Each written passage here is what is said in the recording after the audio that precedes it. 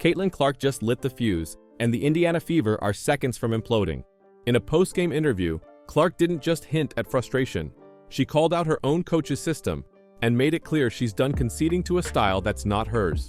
From lifeless teammates to a playbook that handcuffs her greatness, the Fever are collapsing from the inside. This isn't just a losing streak, it's a cultural crisis. And if Indiana doesn't act fast, they won't just lose games, they'll lose Caitlin Clark. Let's break down the moment the star said enough, and what happens next. Something is seriously wrong in Indiana, and it goes way deeper than Caitlin Clark missing shots. This team, from top to bottom, looks emotionally flat, tactically confused, and mentally checked out. Watch the body language. Even when they're winning, nobody celebrates. No high fives, no momentum. It's like they don't even want to be there. What's going on in that locker room? And Caitlin? She's always been a fighter. The kind of player who, even on off nights, finds a way to will her team to a win. But now, she looks defeated. Not just tired, broken. There are stretches where it looks like she doesn't even want to be on the court. That's not just fatigue. That's systemic. That's coaching, chemistry, and culture collapsing all at once. Lexi Hull and Aaliyah Boston are the only ones showing any effort. Everyone else is playing passive, like they're afraid to make a mistake. Kelsey Mitchell looks allergic to moving without the ball. Natasha Howard jogs through quarters like it's preseason. And Clark? She's visibly frustrated, clearly battling something bigger than a shooting slump. The Fever are collapsing, not just in the standings, but in spirit. And until someone inside that organization acknowledges it, things won't change. They're wasting Clark's rookie season. They're breaking their star before she's even gotten started. There's just no emotion. It literally took Caitlin Clark just deciding she wanted to go head down the fourth quarter before getting anything. Like, I have no idea what's wrong with this team, but there's something wrong with this team. There's something wrong with every single player. I think it feels like there's something wrong with every single player on this team. You want to know how bad things have gotten?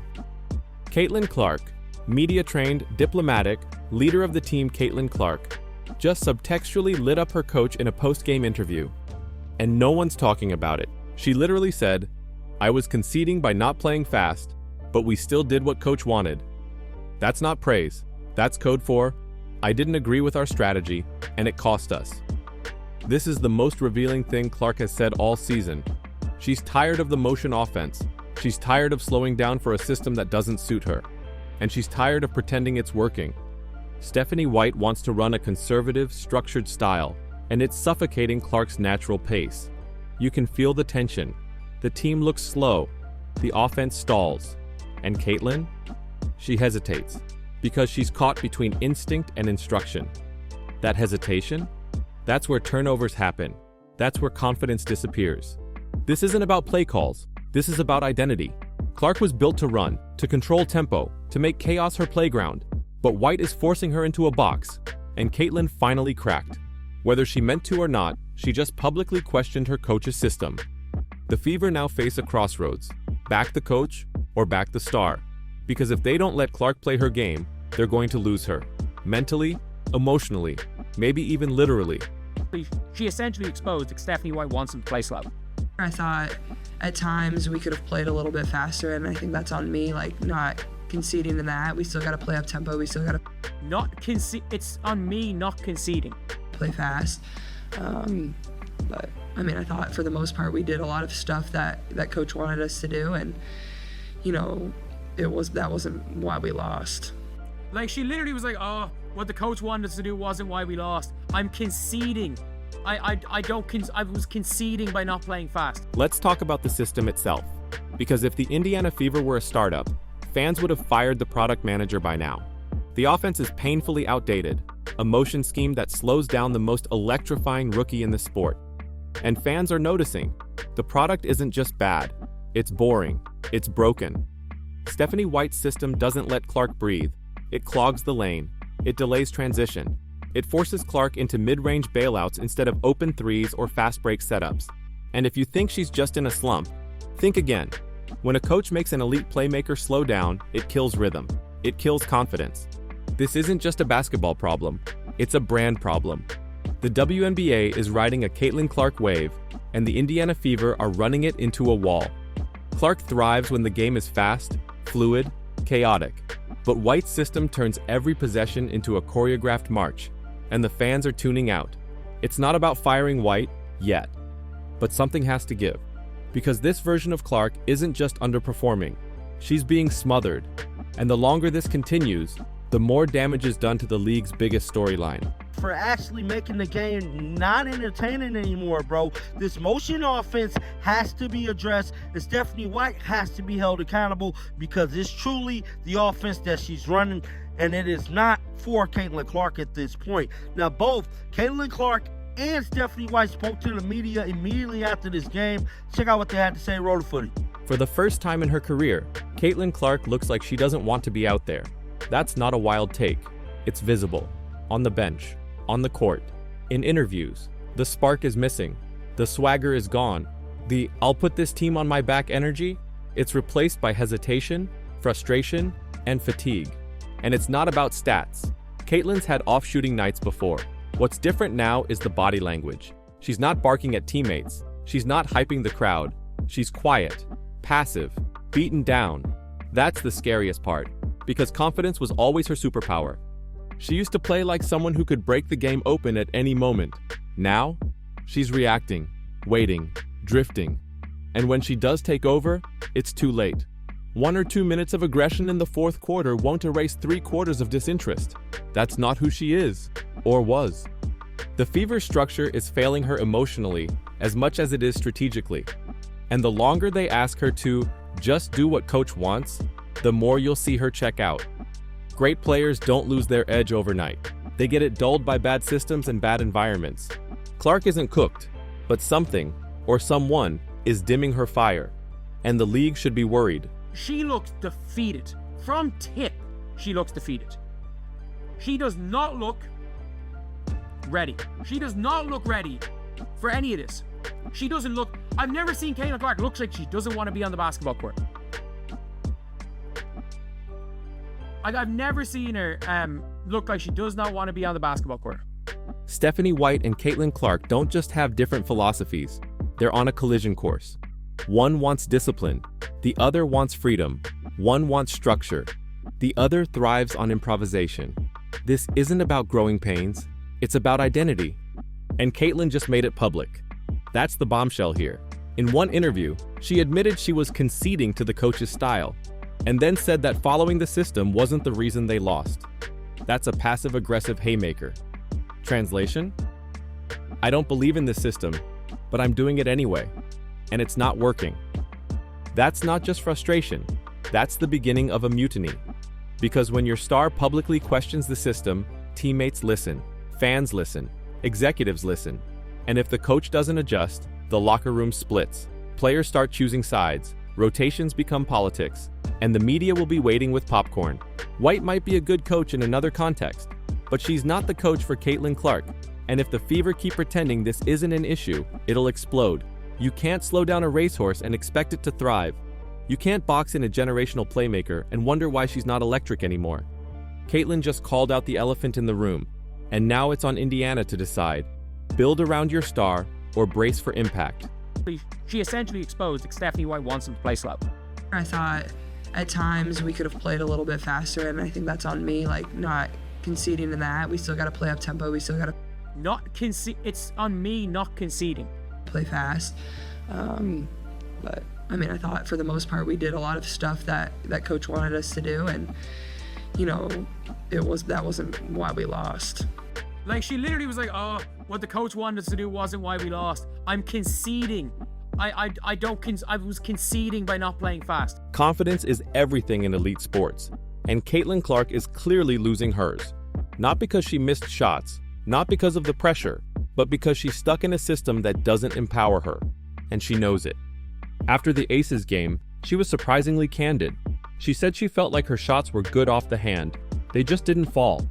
But the tone, defeated, the energy, flat. She talked about needing to impact other areas of the game, which sounds noble, but it also sounds like a player who no longer trusts her role as a scorer. Then Stephanie White doubled down, blaming the quality of looks and praising Clark's shot mechanics. Instead of acknowledging the real issue, tempo, Clark isn't built to thrive in a motion offense with 5 passes and 0 rhythm. She's a tempo dictator, not a cog in a triangle offense. The most telling part? Becky Hammon, an opposing coach, understood Clark's threat better than her own coach. She literally said Indiana's pace was hard to prepare for. Yet White is trying to slow it all down. Caitlin Clark's shot will come back. But her confidence? That's harder to restore when you're being micromanaged out of what makes you great. Stretches that are really good, and there's be stretches that aren't as good, and obviously it's frustrating. You want them to go in, and even tonight I felt like there was a few that felt really good off my hand, and we just didn't go down. And even the mid-range jump shot to start the fourth quarter, and the 3 to start the fourth quarter, they both felt good off my hand. So it's just that's just frustrating. And I think for the challenge for myself going forward is just continue to pour into every other aspect of the game, and I can continue to have an impact in all those other areas. I thought I got to the rim well. It's just The Fever's losses aren't just tactical, they're cultural. You can see it on every possession. Dropped heads, dead eyes, empty body language. And it's not just Caitlin, it's the whole team. From Kelsey Mitchell refusing to move off the ball, to Natasha Howard vanishing after the first few minutes, this isn't bad play, it's apathy. Lexi Hull and Aaliyah Boston? Usually consistent. Now even they're making lazy mistakes. Sid Colson? She still tries. But trying doesn't win games in a culture that looks emotionally checked out. The Fever aren't just losing games, they're losing their identity, if they ever had one under Stephanie White. Down 6 with 2 minutes left, everyone gave up, except Clark. And that tells you everything. This team plays like it expects to lose. And when your supposed leaders disengage, role players follow.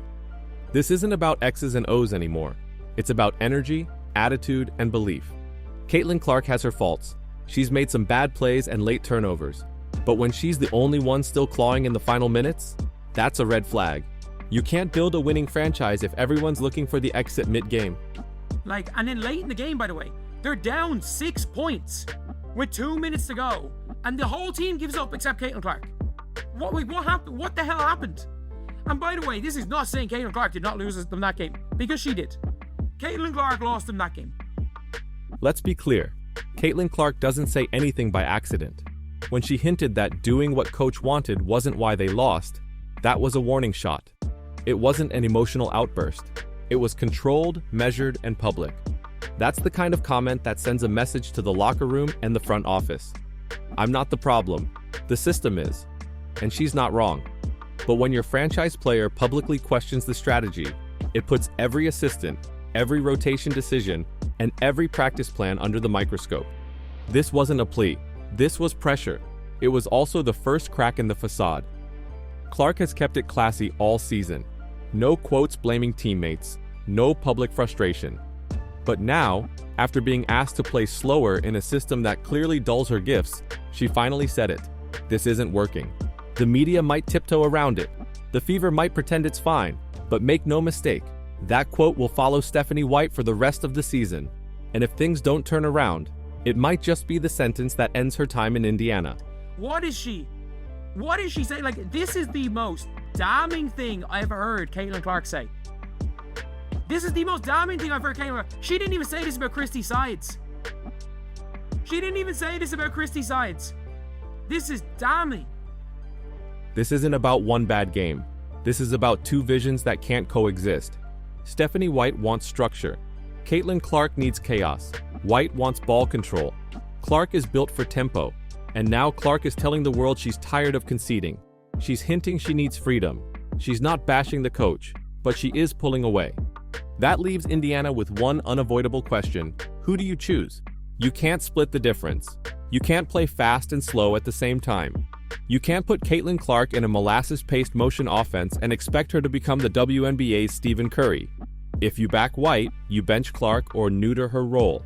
If you back Clark, you fire White and build a system that lets her cook. There's no in-between.